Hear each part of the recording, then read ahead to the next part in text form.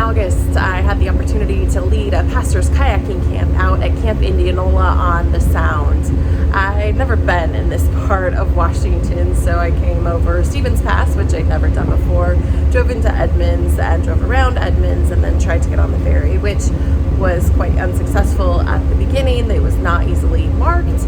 There was not clear signage. I asked a local worker and he told me, oh yeah, just take a left here and then go up there and then go left and then go right and then you're there, and that wasn't it. And the line was actually like 3 times as long as he anticipated, so I had to find a different place in line, and then I waited in line and there weren't enough for the early ferry, so then I had to wait for the next ferry. And there was just a lot of assumptions, right? That I would know where to line up, that I would know where to drive, that I know how much time I would have, that I know what time I needed to be back on my car. And then loading on the ferry, I got barked at by one of the workers because I went to the left lane instead of the right lane, and he thought I should just assume that I knew and understood the hand signals.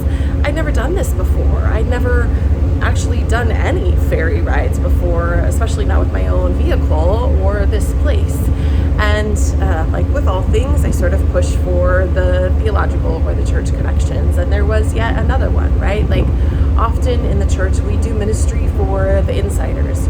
We do ministry in ways that are approachable and accessible to the people who've done it before. But for the people who are coming for the first time, do they know where to go? The front door isn't actually the front door or the door we all use, right? We use the door on the south side of the building that has the handicap ramp, but really the front door properly is the one that's on the north side on Washington Street. But do people know that? Is that clearly indicated? And when to stand up or when to sit down and when to do this and when to do that? I feel like we do a lot of intentional work to try and make ourselves more accessible, and yet this was a reminder that it's easy for me because I'm an insider. And even going from church to church, Methodist church to Methodist church anyway, the assumptions are still fairly similar and fairly intuitive. But somebody who's never been to this place or done this thing or tried this ministry or been to this small group, they don't always know. And we need to assume that maybe they don't know. And so to be kind or gentle or empathetic in our approach and asking questions and giving guidance or offering directions or answering questions, to just be mindful.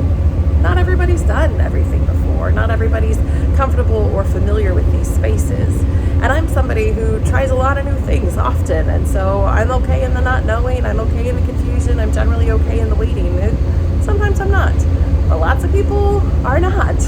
They want to know when and where and how and what to do. And we don't always offer that easily as a church. So I would encourage us to be mindful, to think intentionally about how we welcome new folks into our midst.